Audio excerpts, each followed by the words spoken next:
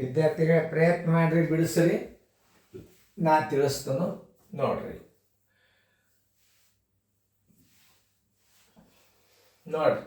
ವಿಸ್ತೀರ್ಣೆ ಖರೆ. ವಿಸ್ತೀರ್ಣದಾಗ ಎಷ್ಟು ನಮೂನಿ ಲೆಕ್ಕಗಳು ಇರ್ತಾವ ಅದನ್ನು ತಿಳ್ಕೊಬೇಕು. ನೋಡ್ರಿ, ಉದ್ದಗೊಂಡ್ಲೆ ಆಗಲ್ಲ ನಮಗೆ ಬರ್ತಾವ ಅನ್ಬಾರ್ದು. ಎಲ್ಲ ವಿಸ್ತೀರ್ಣ ಲೆಕ್ಕಗಳನ್ನು ನೀವು ಬಿಡ್ರಿ. ಯಾವುದೇ ಒಂದು ವಿಸ್ತೀರ್ಣ ಲೆಕ್ಕದಲ್ಲಿ ಅಳತೆಗಳದಾಗ ಫರ್ಕ್ ಇರ್ತದ. ಮಾನ್ ಚೇಂಜ್ ಮಾಡಿರ್ತಾನ, ಆಮೇಲೆ ಬೀಜೋಕ್ತಿ ಪದಗಳು ಕೊಟ್ಟಿರ್ತಾನ, ಆಮೇಲೆ ದಶಮಾಂಶದಾಗ ಕೊಟ್ಟಿರ್ತಾನ, ಭಿನ್ನ ರಾಶಿ ಒಳಗೆ ಕೊಟ್ಟಿರ್ತಾನ, ಆಮೇಲೆ ಅನುಪಾತದಾಗ ಕೊಟ್ಟಿರ್ತಾನ. ವಿಸ್ತೀರ್ಣದೊಳಗೆ ಎಷ್ಟು ನಮೂನಿ ಅವ ಅನ್ನೋದು ಹೇಳ್ತಾನೆ ನಾನು ನಿಮಗೆ. ಉದ್ದ ಅಗಲಗಳನ್ನು ಅನುಪಾತದ ಮೇಲೆ ಹೇಳಿರ್ತಾನ. ಆಮೇಲೆ ಭುಜಗಳ ಅಳತೆಯನ್ನು ಕಂಡುಹಿಡಿಬೇಕಾಗ್ತದ. ಅದು ಸುತ್ತಳತೆನೇ ಕಂಡುಹಿಡಿಬೇಕು. ಒಂದು ಆಯತಾಕಾರದ ಸುತ್ತಳತೆ ಎಷ್ಟದ? ಉದ್ದ 5 ಅನುಪಾತದ, ಅಗಲ 3 ಅನುಪಾತದ. ಸುತ್ತಳತೆ ಕಂಡು ಹಿಡಿಯರಿ. ನಾ ಸುತ್ತಳತೆ ಕಂಡು ಹಿಡಿಯರಿ ಇದು ನನಗೆ ಬರ್ತದಂತ ಮುಂದೆ ಸರಿಸ್ಬೇಡ್ರಿ. ಯಾಕೆ ಅನುಪಾತದಾಗಿರ್ತಾವ, ಆಮೇಲೆ ವರ್ಗದಿರ್ತದ, ಆಮೇಲೆ ವಿಸ್ತೀರ್ಣ ಇರ್ತಾವ. ವಿಸ್ತೀರ್ಣದಾಗ ವೃತ್ತಾಕಾರದ ವಿಸ್ತೀರ್ಣ ಡಿಸೈನ್ ಕೂಡಿಸಿರ್ತಾನ, ಆಮೇಲೆ ಆಯತಾಕಾರದ ಡಿಸೈನ್ ಕೂಡಿಸಿರ್ತಾನ. ಆ ಅರ್ಧ ವೃತ್ತದ ವಿಸ್ತೀರ್ಣ ಮತ್ತು ಆ ಚೌಕದ ವಿಸ್ತೀರ್ಣ, ಆಯತದ ವಿಸ್ತೀರ್ಣ, ಒಟ್ಟು ವಿಸ್ತೀರ್ಣ ಎಷ್ಟು ಅಂತ ಕೇಳ್ತಾನೆ. ಅನೇಕ ಥರ ವಿಸ್ತೀರ್ಣ ಲೆಕ್ಕಗಳನ್ನು ಕೇಳ್ತಿರ್ತಾನೆ. ಅದು ಪ್ರತಿಯೊಂದು ಗಣಿತಗಳು ನೀವು ಕಣ್ಣ ಹೆಸರಿ ಒಂದು ರೌಂಡ್ ಬರ್ತಿತ್ತಂದ್ರೆ ಬಿಡೋದು, ಬರ್ಲಾರ್ದಂದು ಹುಡುಕ್ಯಾಡೋದು. ಆ ಒಂದು ಕನಿಷ್ಠ ವಿಸ್ತೀರ್ಣ ಲೆಕ್ಕಗಳು ನನ್ನ ಅಂದಾಜು ಒಂದು 60 ಮೇಲೆ ಹೋಗ್ತಾವೆ. 95 ವಿಸ್ತೀರ್ಣ ಸುತ್ತಳತೆ ಬಿಟ್ಟು ನಿಮಗೆ ಎಕ್ಸ್ಟ್ರಾ ನಿಮಗೆ ವಿಸ್ತೀರ್ಣ ಮತ್ತು ಸುತ್ತಳತೆ ಗಣಿತಗಳನ್ನು ಹಾಕ್ಯನು ಎಷ್ಟು ವಿಶೇಷವಾಗಿ 4 ಗೋಡೆಗಳ ವಿಸ್ತೀರ್ಣ ಅದ.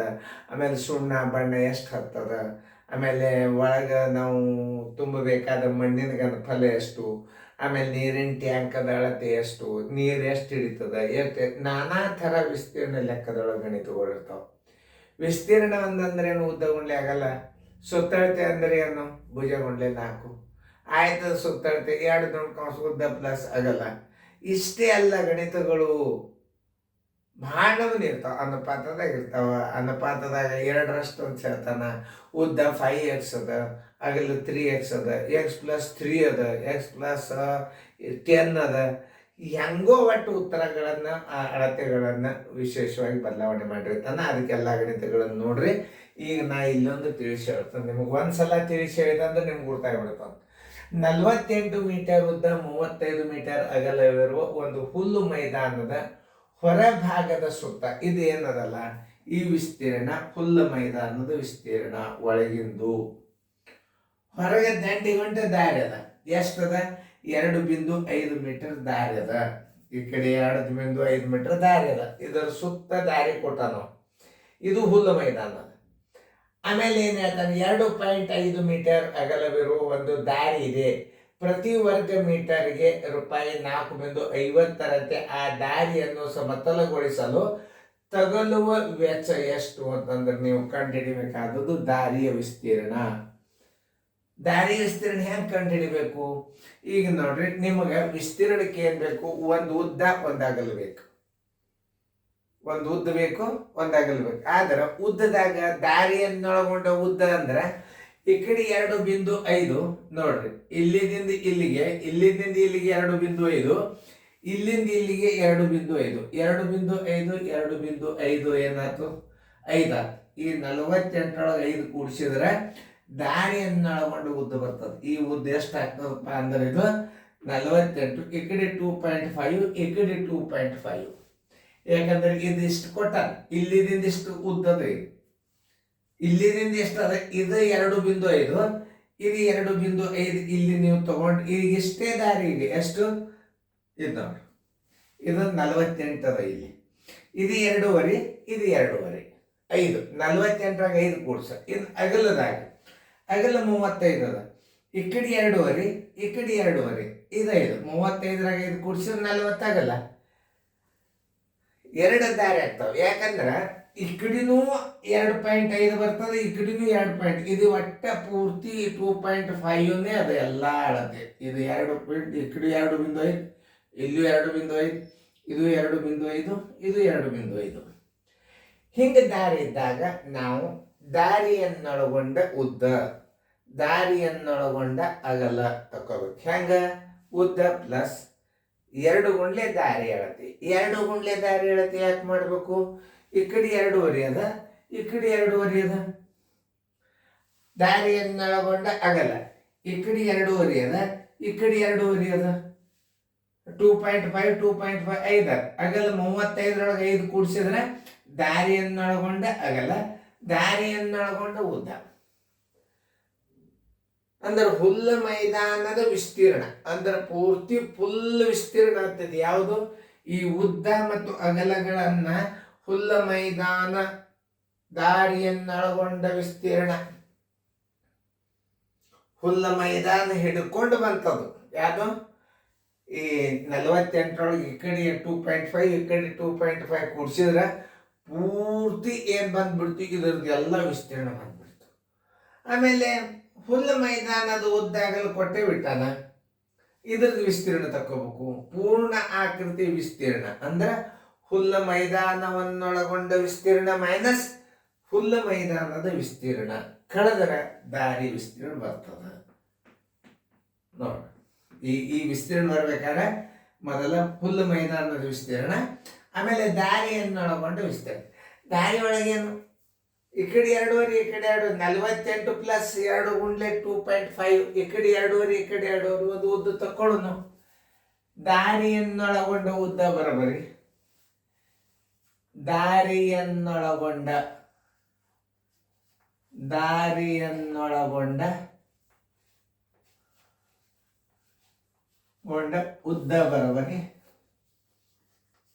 ಉದ್ದ ಬರಬರಿ ಎಷ್ಟದ?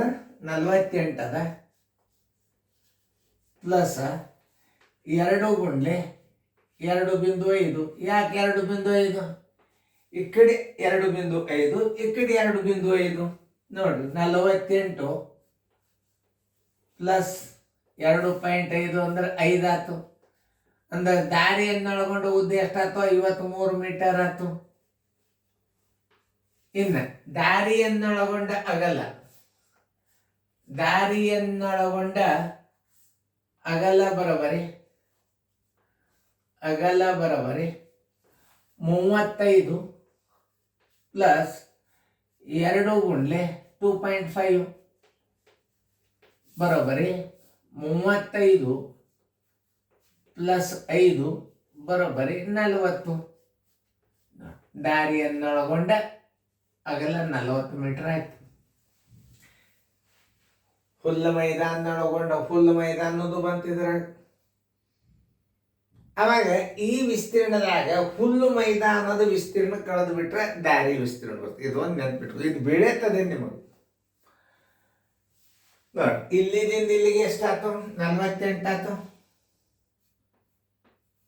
ಇದು 2.5 ಇಲ್ಲಿದಿಂದ 2.5 ಇದು 2.5 ಹೌದಾ? ಆಮೇಲೆ ಇಲ್ಲಿ ನೋಡಿ, ಇಲ್ಲಿದಿಂದ ಇಲ್ಲಿ 2.5 ಇದಕ್ಕೆ 2.5 ಗುರ್ತಾ ಮಾಡ್ಕೊರಿ, ತಿಳ್ಕೊರಿ. ಈ ಕಡೆ 2.5 ಅದು ತಿಳ್ದಂಗಾತ್ಲ. ಅಂದ್ರೆ ಆ ವಿಸ್ತೀರ್ಣ ತಕ್ಕೊಳ್ಳಿ. ದಾರಿಯನ್ನೊಳಗೊಂಡ ವಿಸ್ತೀರ್ಣ ಬರಬರಿ ದಾರಿಯನ್ನೊಳಗೊಂಡ ವಿಸ್ತೀರ್ಣ ಬರಬರಿ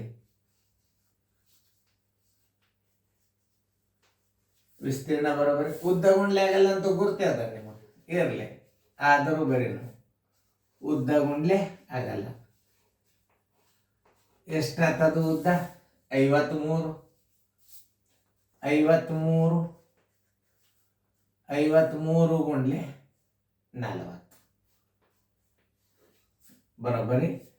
ಈ 53ಕ್ಕೆ 40ಕ್ಕೆ ಗುಣಾಕಾರ ಮಾಡ್ಬೇಕು, ತಪ್ಪಬಾರ್ದು. ಯಾವುದೇ ಒಂದು ಗಣಿತಗಳು ತಪ್ಪಬಾರ್ದು. 4 3 12 1, 4 5 21 21. ಈ 0 1 ಇಲ್ಲಿ ಇಟ್ಬಿಡ್ರಿ. 21 20. ಇನ್ನೊಂದ್ಸಲ ನೀವು ಗುಣಾಕಾರ ಮಾಡಿ ನೋಡ್ರಿ, ಕರೆಕ್ಟ್ ಅದನ್ನ ಇಲ್ಲೋ.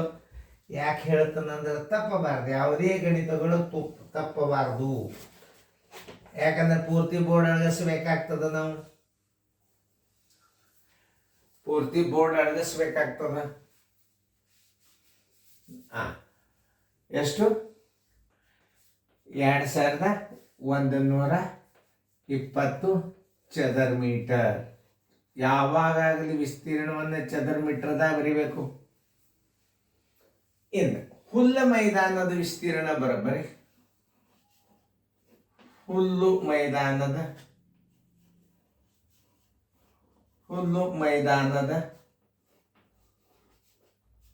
ವಿಸ್ತೀರ್ಣ ಬರೋಬ್ಬರಿ.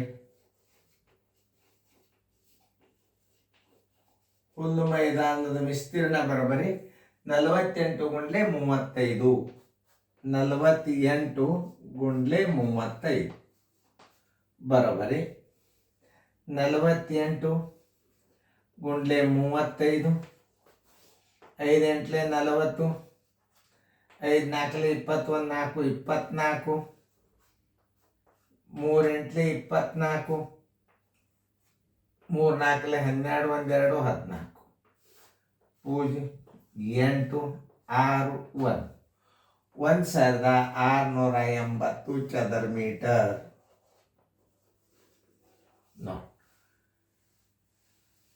ದಾರಿಯನ್ನು ಒಳಗೊಂಡು ವಿಸ್ತೀರ್ಣ ಬಂತು. ಮುಂದೀಗ ಏನೇನು ಯಾವ್ಯಾವ ಬಂದು? ಹುಲ್ಲ ಮೈದಾನದ ವಿಸ್ತೀರ್ಣ ಬಂತು ನಿಮಗೀಗ. ಹುಲ್ಲ ಮೈದಾನ ವಿಸ್ತೀರ್ಣ ತಕ್ಕೊಂಡ್ರಿ. ಈಗ ದಾರಿ ವಿಸ್ತೀರ್ಣ ಬರಬೇಕಾದ್ರೆ ಏನು ಮಾಡಬೇಕು? ಹುಲ್ಲ ದಾರಿಯನ್ನೊಳಗೊಂಡ ವಿಸ್ತೀರ್ಣದಾಗ ನೀವು ಹುಲ್ಲು ಮೈದಾನದ ವಿಸ್ತೀರ್ಣವನ್ನು ಕಳೆದು ಬಿಟ್ಟರೆ ದಾರಿ ವಿಸ್ತೀರ್ಣ ಬಂದ್ಬಿಡ್ತಾರೆ. ಇನ್ನೂ ಅವಾಗ ಭಾರಿ ರೀತಿ ಪ್ರಕಾರ ಇದ್ದು, ಈಗೆಲ್ಲ ಕಡಿಮೆ ಆಗ್ಯದ. ಈಗ ದಾರಿಯ ವಿಸ್ತೀರ್ಣ ಬರೋಬರಿ. ದಾರಿಯ ವಿಸ್ತೀರ್ಣ ಬರೋಬರಿ ಹುಲ್ಲು ಮೈದಾನದ ವಿಸ್ತೀರ್ಣ ಎಷ್ಟದ? 21 20 ಮೈನಸ್ 1680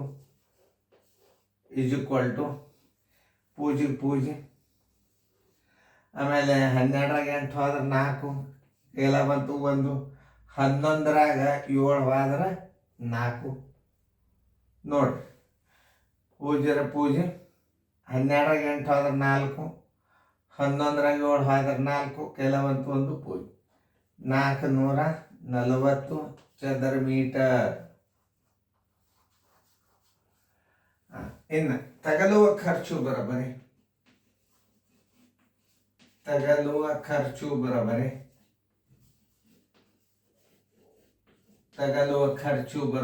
ಗುಣಾಕಾರ ಮಾಡ್ರಿ. 440ಕ್ಕೆ ಅದಕ್ಕೆ ಗುಣಾಕಾರ ಮಾಡಿ ನೋಡ್ರಿ ಎಷ್ಟು ಬರ್ತದ. ನನಗೆ ಹೇಳ್ರಿ. 440 ಒಂದು ಚದರ ಮೀಟರ್ಗೆ ಎಷ್ಟದ? 4.50 ಅದ. 440 ಗುಂಡ್ಲೆ 4.50. ಈಗ ಇನ್ನೊಂದು ಇಂಪಾರ್ಟೆಂಟ್ ವಿಷಯ ಏನಂದ್ರೆ, ದಶಮಾಂಶ ಇರ್ಲಾರ್ದ ಗುಣಾಕಾರ ಮಾಡಿಬಿಟ್ರಿ. ಯಾವುದೇ ಒಂದು ಲೆಕ್ಕ ಮಾಡ್ಬೇಕಾದ್ರೆ ದಶಮಾಂಶ ತೆಗೆದ ನೀವು ಗಣಿತ ಮಾಡ್ರಿ. ಆಮೇಲೆ ಇಡಾಗ ನೀವು ದಶಮಾಂಶ ತಾನು ಇಟ್ಬಿಟ್ರಿ ಅಂದ್ರೆ ಭಾಳ ಸರಳ ಲೆಕ್ಕ. ಈ ಪೂಜೆ ಆಮೇಲೆ ಇಡೋನು.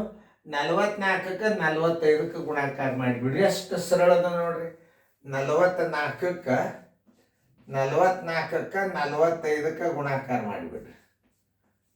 45ಕ್ಕೆ 44 ಸರಳ ರೀತಿಗಳು.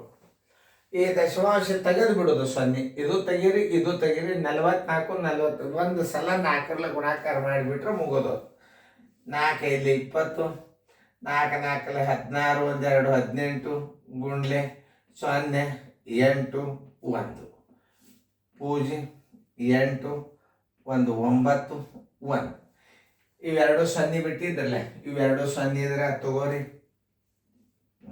ಆಮೇಲೆ 2 ಸ್ಥಾನ ಬಿಟ್ಟು ಬಿಂದು ಕೊಡ್ರಿ.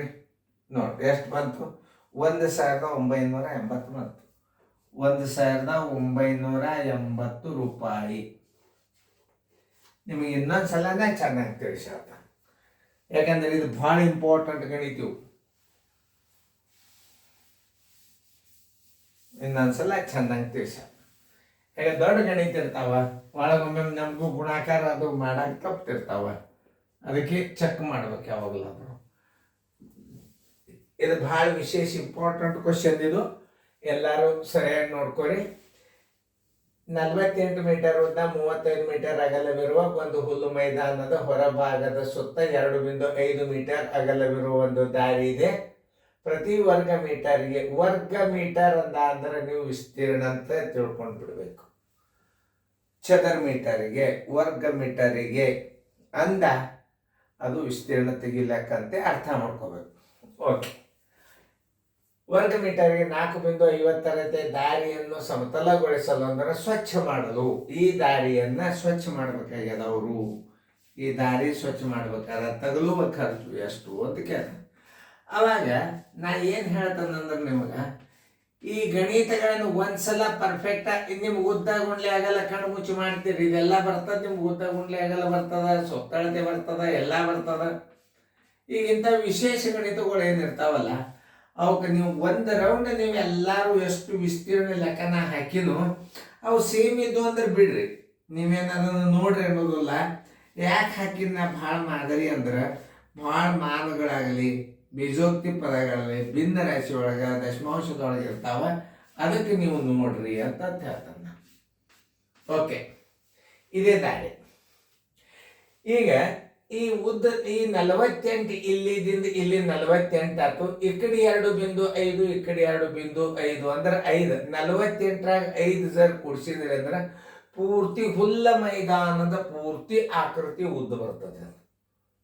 ಇದು 2.5 ಅಲ್ಲೇ ಮಾಡಿದ್ನ 48.2 ಗುಂಡ್ಲೆ 2.5. ಎರಡರಲ್ಲೇನೆ ಯಾಕೆ ಗುಣಾಕಾರ ಮಾಡಕ್ಕೆ ಈ ಕಡೆ 2.5 ಒಂದು ಉದ್ದಕ್ಕೆ ಈ ಕಡೆ 2.5 ಅದು ಈ ಕಡೆ 2.5 ಅದು. ಅದಕ್ಕೆ 2 ಗುಂಡ್ಲೆ 2.5 ಅಂತ ಮಾಡಿದ್ನ. ತಿಳ್ಕೊಂಡ ಆಗಲ್ಲ ಬರೋಬರಿ 35 ಪ್ಲಸ್ 2 ಗುಂಡ್ಲೆ 2.5. ಇದೇನು 2.5 ಏನು ದಾರಿ ಅಳತೆ. ಯಾವಾಗಲಾದ್ರೂ ದಾರಿ ಅಳತೆ ಕೊಟ್ಟಿದ್ದಂದ್ರೆ ದಾರಿ ಅಳತೆ ಗುಂಡ್ಲೆ 2, ಕಟ್ಟಿ ಅಳತೆ ಕೊಟ್ಟಿದ್ದರೆ ಕಟ್ಟೆ ಅಳತೆ ಗುಂಡ್ಲೆ 2. ಕಟ್ಟಿಯನ್ನೊಳಗೊಂಡ ವಿಸ್ತೀರ್ಣ, ದೇವಾಲಯದ ವಿಸ್ತೀರ್ಣ ಅವಾಗೆಲ್ಲ ಬೀಳುತ್ತಿದ್ದು ಗಣಿತ. ದೇವಾಲಯ ಕಟ್ಟಿ ಎಷ್ಟದ, ಕಟ್ಟೆ ವಿಸ್ತೀರ್ಣನ ಕಂಡು ಹಿಡೀರಿ. ಒಳಬಾಜು ದಾರಿ ಇರ್ತದ ಮತ್ತು ಹೂದೋಟಕ್ಕೆ ಅದು ಬೇರೆ. ಮತ್ತು ಗಣಿತಗಳು ಇಂಥ ಮಾದರಿ ಗಣಿತಗಳನ್ನ ವಿಸ್ತೀರ್ಣದಾಗ ಹಾಕಿನ ಅವೆಲ್ಲ ನೋಡ್ರಿ ವಿಶೇಷವಾದಂಥ ಗಣಿತಗಳು. ಆಮೇಲೆ ಓಲ್ಡ್ ಐಸಿ ಅಭ್ಯಾಸ ಇರ್ತಾವ, ಅವತ್ತು ನೀವು ಕಲ್ತ್ರಿ ಅಂತಂದ್ರೆ ನಾಳೆ ಹೈಸ್ಕೂಲ್ ಟೀಚರ್ದಾಗ ಬ್ಯಾಂಕಿನ ಪರೀಕ್ಷೆದಾಗ ಹೆಲ್ಪ್ ಆಗ್ತಾವ. ಭಾಳ ಮಂದಿ ನಾನು ಕೋಚಿಂಗ್ ತೊಗೊಂಡವ್ರು ಬ್ಯಾಂಕ್ನಾಗೂ ಇದ್ದಾರೆ. ದಾರಿಯನ್ನೊಳಗೊಂಡು ವಿಸ್ತೀರ್ಣ ಉದ್ದ ಗುಂಡ್ಲೆ ಆಗಲ್ಲ, ಅದು ಸುಮ್ ಫಾರ್ಮಾಲಿಟಿ ಬರೋದನ್ನ. ಉದ್ದ 53 ಗುಂಡ್ಲೆ 40, ಇದರಾಗಿ 2 ದಾರಿ ಅಳತೆ ಕೂಡ್ಯದ, ಇದರಾಗೂ 2 ದಾರಿ ಅಳತೆ ಕೂಡ್ಯದ. 35 ಪ್ಲಸ್ 5 48 ಪ್ಲಸ್ 5 53, 2120 ಚದರ ಮೀಟರ್. ಮತ್ತು ಯಾವಾಗಲೂ ವಿಸ್ತೀರ್ಣವನ್ನು ಚದರ ಮೀಟರ್ದಲ್ಲಿ ಬರೀಬೇಕು. ಹುಲ್ಲು ಮೈದಾನದ ವಿಸ್ತೀರ್ಣ ಐಜ್ ಇಟ್ ಇಸ್ 48 ಗುಂಡ್ಲೆ 35. ಯಾಕಂದ್ರೆ ಒಳಗಿಂದ ಮಾನ ಕೊಟ್ಟಾನ, ಅಳತೆ ಕೊಟ್ಟಾನ, ಒಳಗಿನ ಬಾಜು ಅಳತೆ ಕೊಟ್ಟಾನವ. ಅವಾಗ ಏನಾಗ್ತದೋ ಹುಲ್ಲು ಮೈದಾನ ಎಷ್ಟದಂದ್ರೆ 1680 ಚದರ ಮೀಟರ್ ಫುಲ್ಲು ಹುಲ್ಲದ. ಆ ಹುಲ್ಲಕ್ಕೆ ದಂಡಿಗೊಂಟ ದಾರಿ ಮಾಡ್ಯಾರ. ಎಷ್ಟು 2.5 ಮೀಟರ್ ದಾರಿ ಅದ. ಆ ದಾರಿ ವಿಸ್ತೀರ್ಣದೊಳಗೆ ನಾವೇನು ಮಾಡಬೇಕು, ಪೂರ್ತಿ ದಾರಿಯನ್ನು ನೋಡ್ಕೊಂಡು ವಿಸ್ತೀರ್ಣದಾಗ ಹುಲ್ಲು ಮೈದಾನದ ವಿಸ್ತೀರ್ಣದ ನೀವು ಕಳೆದರೆ ಅಂದ್ರೆ ಈ ಗೆರೆ ಹಾಕಿದಂಥ ಡಿಸೈನ 440 ಚದರ ಮೀಟರ್ ಅದ ಅಂತ ತಿಳ್ಕೋಬೇಕು. ತಗಲುವ ಖರ್ಚು ಬರೋಬರಿ 440 ಗುಂಡ್ಲೆ ಒಂದು ಪ್ರತಿ ಮೀಟ್ರದ್ದು ಕೊಟ್ಟಾನ 4.50 ಕೊಟ್ಟಾನ ಅಂದ್ರೆ ನೀವು 440ಕ್ಕೆ 4.50ರಲ್ಲಿ ಗುಣಾಕಾರ ಮಾಡ್ಬೇಕಾದ್ರೆ 0 ತೆಗೆದು 44 45ರಲ್ಲಿ ಗುಣಾಕಾರ ಮಾಡಿಬಿಟ್ರೆ ಪಟ್ನ ಉತ್ತರ ಬಂದ್ಬಿಡ್ತು. ಅವೆರಡು 0 ಲಾಸ್ಟಿಗೆ ಗುಣಲಬ್ಧದಾಗ ಕೊಟ್ಟು ಸ್ಥಾನ ಬೆಲೆ ಹಾಕಬೇಕು.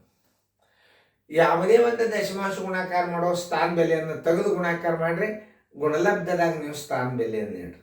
ಈ ಹೇಳ್ತಕ್ಕಂಥ ಗಣಿತಗಳನ್ನು ಚೆನ್ನಾಗಿ ತಿಳ್ಕೊರಿ, ಫೇರ್ದಾಗ ಬರ್ಕೋರಿ. ಇದು ನ್ಯಾಚುರಲ್ ವಿಡಿಯೋ ಕೋಚಿಂಗ್ ಕ್ಲಾಸ್. ನೀವು ಪ್ರಶ್ನೆ ಬಂದ ತಕ್ಷಣ ನೀವು ಮಾಡಬೇಕಾದದ್ದೇನು ಮ್ಯೂಟ್ ಮಾಡಿದಿರಿ ಅಂತಂದ್ರೆ ನೀವು ಕ್ವಶನ್ನ ನೀವು ಸ್ವಂತ ಬಿಡಿಸ್ತೀರೋ ಇಲ್ಲೋ. ಆಮೇಲೆ ಸುಮ್ಮನೆ ನಿಮ್ಮ time pass android T V ಒಳಗೆ ಸುಮ್ಮನೆ ಜೋಶಿ ಕೋಚಿಂಗ್ ಕ್ಲಾಸ್ ಹಿಂದಿಗೆ ಅಂತಂತಂದು ನೀವು ಯೂಟ್ಯೂಬ್ ಚಾನಲ್ ತಗ ಸುಮ್ಮನೆ ಲೆಕ್ಕ ನೋಡ್ಕೊತ ಕೂಡ ನೀವು ಮಾಡೋದು ಬೇಡ. ನೀವೇ ಬಾಯ್ದಿಂದ ಉತ್ತರ ಹೇಳ್ತೀರ, 18 ಬಂತು ನೋಡಿ, ಅದು ಇಷ್ಟು ಬರ್ತದೆ ನೋಡಿಸ್ತೀರ ಸರ್, ಉದ್ದಕ್ಕೆ ಆಗ್ಲಿಕ್ಕೆ ಗುಣಿಸ್ದಾಗ ನೋಡಿ. ಅದು ಆ ಭಾವನೆ ನಿಮ್ಮಲ್ಲಿ ಬರ್ತದೆ.